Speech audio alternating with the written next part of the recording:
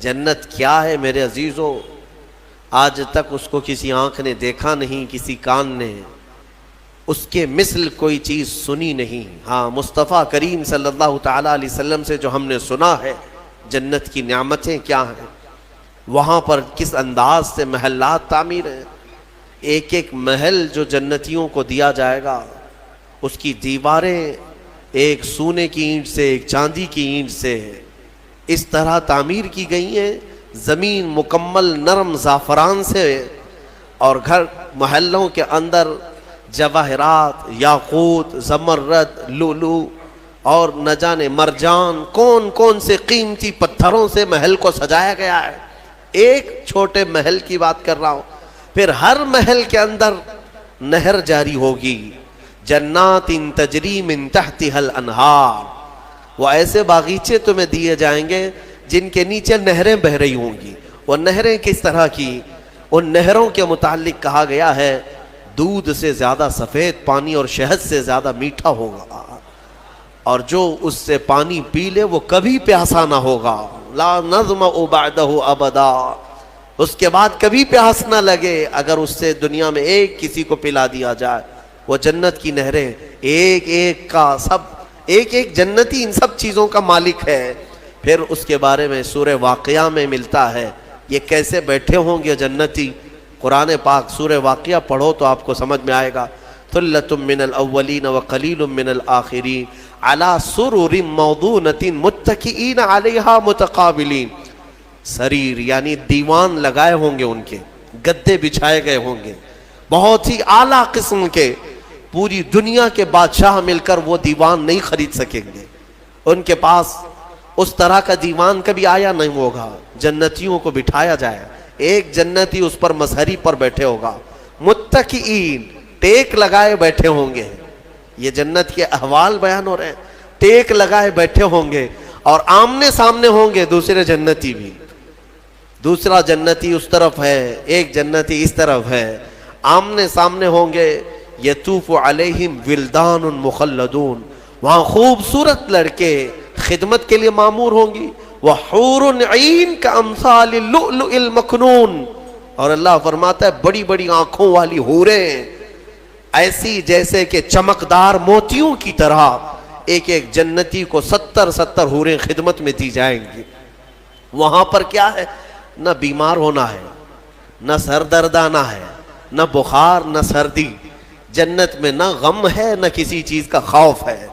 خوف کس چیز کا ہوتا ہے؟ مرنے کا ہوتا ہے، موت تو آنی نہیں ہے۔ کوئی چیز چلی جائے گی، فوت ہو جائے گی تو اس کا غم ہے، وہ چیز ہونا نہیں ہے وہاں پر۔ ڈر بیماری کا ہے، بیمار ہونا نہیں ہے۔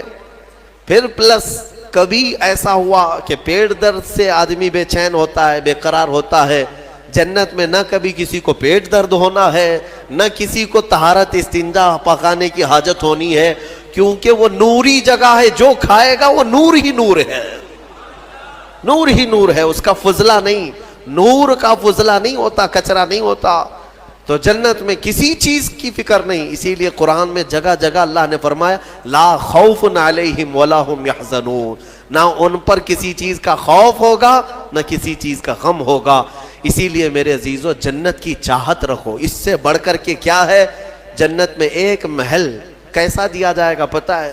جنت فل ہو چکی ہوگی، فل ہو چکی ہوگی، سب سے اخیر میں ایک بندہ آئے گا، حساب دیتے دیتے دیتے زمانہ گزر گیا، جنتی جنت میں جا چکے، سب کا فیصلہ ہو گیا، لاسٹ آنے والا، سب سے اخیر میں آنے والا جنتی پتہ نہیں کتنے 100 سال بعد آئے گا، بخشش ہو گئی، اس کی سزائیں ختم ہو گئیں، اسے بھی نکال کر کے لایا گیا۔ جنت میں وہ آیا، دیکھا ساری جنت بھری ہوئی، سب کے محلات لگے ہوئے ہیں۔ ظاہر سی بات ہے انٹرنس پر سیدھے ہی آتے ہی بڑے بڑے محلات اور سب کے نام لگے ہوئے ہیں۔ یہ حسرت سے دیکھنے لگا، میں بہت تاخیر سے آیا، مجھے جگہ ملے گی یا نہیں ملے گی؟ سب سے اخیر میں آنے والا جنتی، تو وہ جنت میں اندر آئے گا، رب تبارک و تعالیٰ سے پوچھے گا کہ مولا میری جگہ ہے یا نہیں جنت میں؟ رب تبارک و تعالیٰ فرماتا ہے جنت میں اس بندے سے پوچھتا ہے تیری کیا خواہش ہے؟ جنت میں یہ محلات سب کو جو دیے گئے وہ کتنے بڑے ہوں گے، میں انداز آپ کو بتاتا ہوں۔ اس بندے سے پوچھا گیا، وہ بندہ کہتا ہے میرے لیے کوئی جگہ ہے یا نہیں؟ اللہ تعالیٰ فرماتا اے بندے تو دنیا سے آیا، دنیا میں رہا، زمین پر رہا، زندگی گزارا، وہاں سے آیا، اب تیرے لیے جنت ہو گئی۔ پوری دنیا جتنی بڑی تھی، کیا اتنا بڑا محل تجھے دے دوں؟ جنت میں اتنا بڑا ایک محل تجھے دے دوں؟ وہ خوشی سے مولا کی بارگاہ میں اچھلنے لگا، مولا اتنا بڑا محل، اگر اتنی بڑی نعمت مجھے مل جائے تو کیا کہنے؟ رب تعالیٰ فرماتا اے بندے کیا تو اس بات پر راضی ہے کہ دنیا کے برابر 2 دنیا برابر میں ایک محل دے دوں؟ دگنا، دنیا جتنی بڑی ہے اس سے بڑی۔ وہ بندہ خوشیوں سے جھومتا جا رہا ہے، یہاں تک کہ رب تعالیٰ اضافہ کرتا جا رہا ہے۔ حدیث پاک میں ہے اللہ تعالیٰ نے فرمایا کہ پوری دنیا کے برابر 3 گنا بڑا محل تجھے جنت میں دے دوں۔ وہ اش کرنے لگا، مولا یہ میری حیثیت سے زیادہ ہے اور تیرے فضل کے لیے کوئی چیز کمی نہیں ہے۔ پھر مولا تبارک و تعالیٰ حکم دے گا کہ اس بندے کو جو دنیا سے آیا، سب سے اخیر میں آیا، پوری دنیا کے برابر 3 گنا بڑا کر کے اسے محل دیا جائے۔ یہ سب سے اخیر میں آنے والے کا ہے، جو شروع میں جا چکے ہوں گے ان کے محلات کتنے بڑے ہوں گے، اور جنت کی وسعت کو تم اندازہ بھی نہیں کر سکو گے، وہ کتنی بڑی ہے، کتنی چوڑی ہے، نہ تمہارے کیلکولیشن میں آ سکے گا، نہ حساب میں آ سکے گا۔ جنت کو کس قدر پھیلایا گیا ہے میرے عزیزوں۔ اب نعمتیں ایسی ہیں کہ اللہ تعالیٰ فرماتا ہے جنتی جب جنت میں جائیں گے، کلما رزقوا فیہا من ثمرۃ رزقا قالوا ھذا الذی رزقنا من قبل، جس چیز کی خواہش ہوگی نا وہ ان کا کھانا وہاں سامنے رکھا ہوگا۔ پھل کھانے کی خواہش، وہ جو کھانے کی خواہش کریں گے جنتی، وہ وہاں پر خدمتگار جنت میں لا کر ان کے سامنے رکھ دیں گے۔ اور فرمایا گیا کہ ہر بار ایک ہی قسم کے پھل کی طرح شکل ایک ہی ہوگی اور مزے الگ الگ ہوں گے، ایک ہی چیز لائی جا رہی ہے۔ تو جنتی ہو سکتا ہے آپ نے سیب کھانے کی خواہش کی، لایا گیا، بعد میں کیلا کھانے کی خواہش کی گئی، پھر ویسے ہی سیب کی طرح ہی شکل لائی گئی، پھر بعد میں آپ کو گوشت کھانے کی خواہش ہوئی، تب بھی سیب کی طرح ہی چیز لائی گئی۔ تو جنتی کہیں گے کہ یہ کیا ہے، جب جب ہمیں رزق دیا جا رہا ہے ایک ہی طرح کا دیا جا رہا ہے؟ تو رب تبارک و تعالیٰ قرآن میں فرماتا ہے کلما رزقوا منہا من ثمرۃ رزقا قالوا ھذا الذی رزقنا من قبل، کہیں گے وہ ایسا ہی ہم کو اس سے پہلے بھی ملا تھا۔ اللہ فرمائے گا وہ ایسا نہیں ہے، وہ اتو متشابہا، بلکہ اس سے ملتا جلتا ہے، لیکن تم کھاؤ جو تمہارے من میں لذت چاہیے وہ اسی میں مل جائے گی۔ جنت کی نعمتوں کو ہم کیسے بیان کر سکیں میرے عزیزوں۔ پھر اس سے بڑی نعمت یہ ہے کہ جنتی کے لیے اتنی آزادی کہ وہ پوری جنت میں جہاں چاہے گھومے پھرے، سیر کرے، وہاں کے جنت کی نعمتوں کو دیکھے۔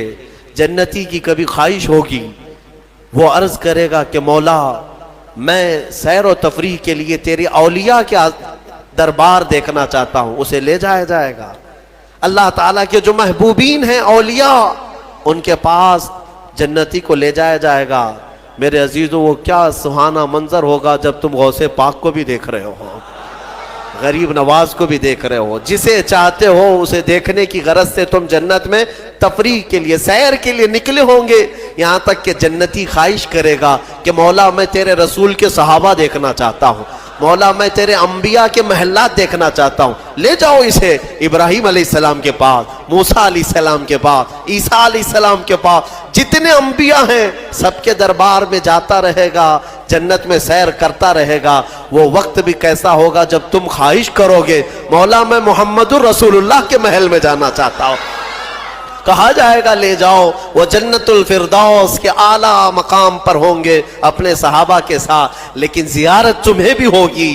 رسول کریم صلی اللہ تعالیٰ علیہ وسلم کے دربار میں بھی جنتی پہنچیں گے، ہر ایک کو دیکھیں گے۔ پھر جانتے ہیں جنت کی سب سے بڑی نعمت کیا ہے؟ سب سے بڑی نعمت کیا ہے؟ جنت کی سب سے بڑی نعمت یہ ہے کہ رب تبارک و تعالیٰ فرمائے گا بندے سب کی تو نے زیارت کی، اب حجابات ہٹاتا ہوں تو میرا بھی دیدار کر لے۔ اللہ رب العزت وہاں پر حجابات ہٹائے گا اور بندے کے لیے سب سے بڑی نعمت یہ ہے کہ جنت میں بندہ اپنے رب کا دیدار کرے گا. وجوہ یومئذ ناظرہ الی ربہا ناظرہ. قرآن میں اللہ فرماتا ہے وہ چہرے کیسے چمک رہے ہوں گے جو اپنے رب کی طرف خوشحالی میں دیکھ رہے ہوں گے, مولا کو دیکھ رہے ہوں گے. اور ایک روایت یہ بھی ملتی ہے جنتیوں کو اس دن یہ کہا جائے گا کہ اے جنتیوں آج تم کچھ سننا پسند کرو گے؟ کہیں گے مولا تیری حمد, تیری ثنا, تیرے حبیب کی تعریف. دنیا میں گانے بجانے نہیں سنتے تھے, بچتے تھے, اپنے کانوں کو بچاتے تھے. جنت میں انہیں سنایا جائے گا, کس سے؟ کہا جائے گا حورانے